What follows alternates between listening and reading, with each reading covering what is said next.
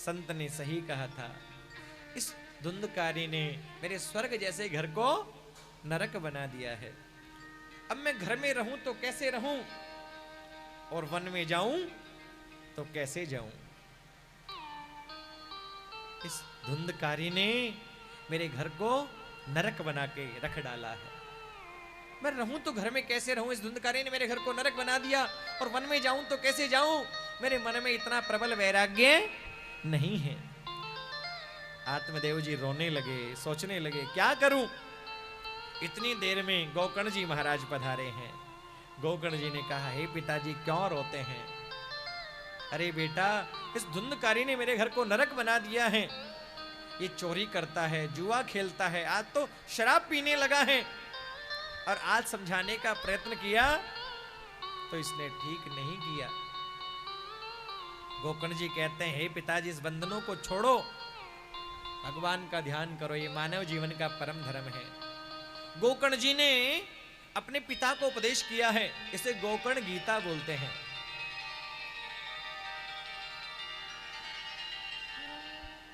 गोकर्ण गीता इसे बोलते हैं महाराज कि पिताजी, इस परिवार के, इस देह के बंधन को छोड़िए। मानव जीवन का परम धर्म है केवल प्रभु को प्राप्त करना। बड़े भाग्य से मानव का शरीर मिलता है, बड़े भाग मानुष तन पावा। और ये मानव का तन पाकर भी भजन नहीं किया तो अभी नहीं तो कभी नहीं। अरे उसने अभी तो ब्राह्मण बना करके भेजा है, अब तो हम बोल सकते हैं, भगवान का भजन कर सकते हैं। अगली बार वो कुत्ता बना करके भेज देगा, फिर भजन कर पाएंगे। पिताजी, मानव जीवन का परम धर्म है भगवान का भजन करना। धर्मम भजस्व सततम त्यज लोक धर्मान। भगवान का भजन करें, ये मानव जीवन का परम धर्म है। देहि स्थिवान सुरुद्रे विमतिन त्यजत्वम जाया सुता दिशु सदा ममता विमुंच। इन ममता के बंधनों को छोड़े, परिवार के बंधनों को छोड़े, भगवान का भजन करें, मानव जीवन का ये परम धर्म है। गोकर्ण जी ने उपदेश किया है, आत्मदेव को समझ में आ गया कि परिवार का बंधन तो झूठा है। भगवान शंकर मां पार्वती को कहते हैं, उमा कयहूं मैं अनुभव अपना, सत हरि भजन जगत सब सपना। ये संसार झूठा है, भगवान का भजन सच्चा है। ये उपदेश गोकर्ण जी ने आत्मदेव जी को किया है। पिताजी, भगवान का भजन ही मानव का परम धर्म है, और जिसने मानव जीवन पाकर के भजन नहीं किया फिर वो कभी भजन नहीं कर सकता। आत्मदेव जी को समझ में आ गया, घर को त्याग कर दिया है। भागवत जी के 10वें स्कंद का पाठ किया, और पाठ करते करते करते भगवान को प्राप्त कर लिया। बोल भागवत महापुराण की। भागवत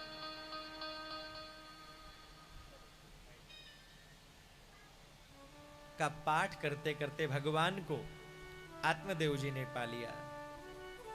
अब देखा धुंधकारी ने पिताजी नहीं है, पिताजी चले गए। अब तो महाराज चोरी करने लगा, खूब जुआ खेलता है, खूब शराब पीता है। एक दिन शराब पीकर के आया, माता धुंधली की चोटी को पकड़ करके खड़ा हो गया और कहने लगा, मुझे धन दो। धुंधली कहती है, बेटा जितना धन था सब तो चुरा करके ले गया, धन कहां से लाऊं। एक लट्ठी लेकर के खड़ा हो गया और कहा, धन दे नहीं तो तुझे मार डालूंगा। पितरियु परते तेने जननी ताड़िता भृशम। एक हाथ में लट्ठी है, एक हाथ में माता की चोटी को पकड़ा है। धन दे नहीं तो तुझे मार डालूंगा। धुंधली सोचने लगी, ये बड़ा दुष्ट है, ये मार डालेगा। धुंधली छूट करके गई और कुएं में कूद गई। कुएं में कूद करके आत्महत्या कर ली महाराज। और धुंधकारी ने देखा घर में कोई नहीं है। कहते हैं जुआ खेलता था, शराब पीता था, चोरी करता था। अब तो एक वेश्या को ला करके घर में रख लिया। एक नहीं, दो नहीं, तीन नहीं, चार नहीं, पांच वेश्याओं को इस धुंधकारी ने ला करके घर में रखा है। खूब चोरी करता है, खूब चोरी कर करके वेश्याओं के लिए धन लेकर के आता है।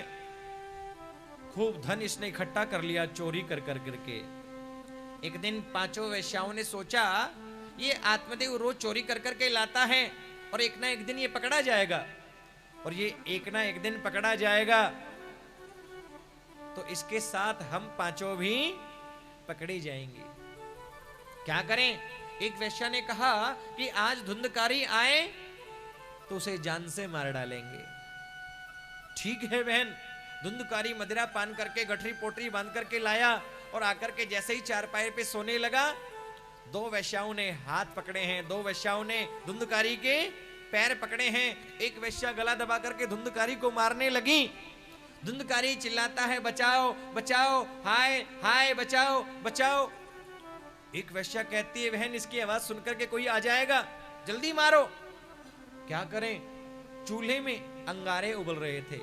दौड़ करके गई और महाराज जैसे ही धुंधकारी ने चिल्लाया बचाओ बचाओ, उबलते उबलते अंगारे धुंधकारी के मुंह में डाल दिए। धुंधकारी तो तड़पने लगा, छटपटाने लगा और कहते हैं तड़प तड़प के धुंधकारी ने प्राणों का त्याग कर दिया। धुंधकारी के शरीर को उसी घर में खड्डा किया और खड्डा खोद करके उसी घर में दबा दिया। अब देखो धुंधकारी ने कितना पाप किया, मर करके भयंकर प्रेत बन गया,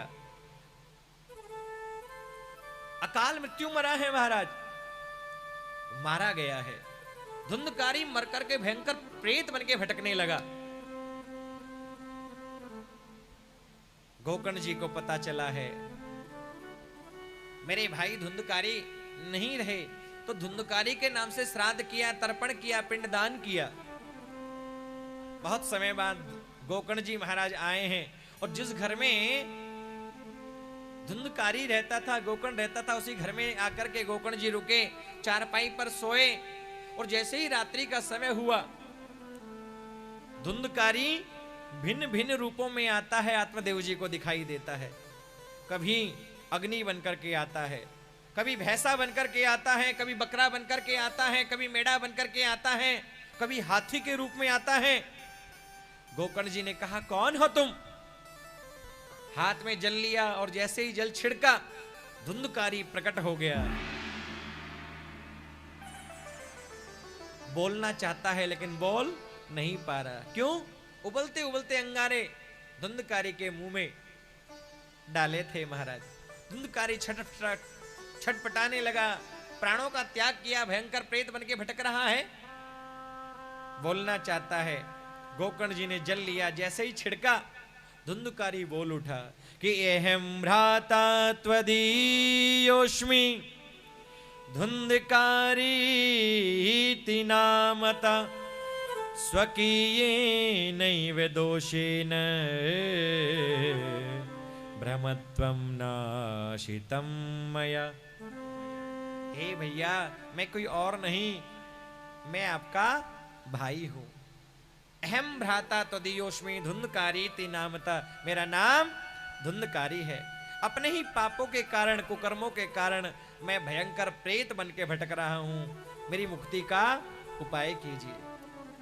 गोकर्ण जी कहते हैं अरे धुंधकारी, तेरे नाम से मैंने श्राद्ध किया, तेरे नाम से मैंने तर्पण किया, तेरे नाम से पिंडदान किया, तेरी मुक्ति। धुंधकारी कहता है भैया सबसे बड़ा श्राद्ध माना जाता है गया श्राद्ध। मैं ऐसा पापी हूं कि सैकड़ों बार, 100 बार भी गया श्राद्ध कर दिया जाए तो मेरे जैसी पापी की मुक्ति नहीं हो सकती।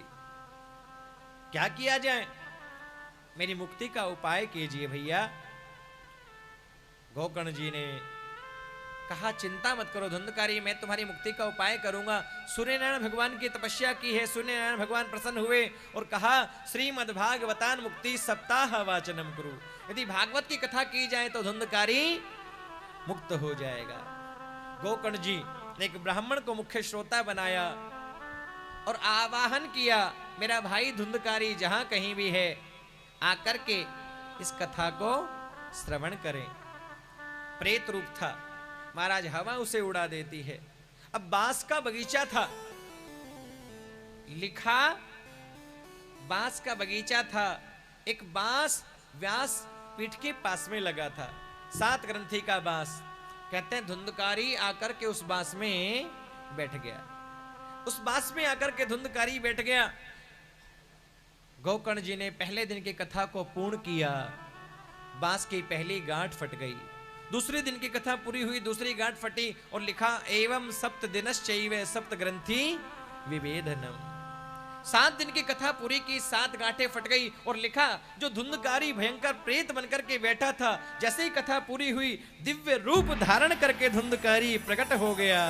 बोल भागवत महापुराण की।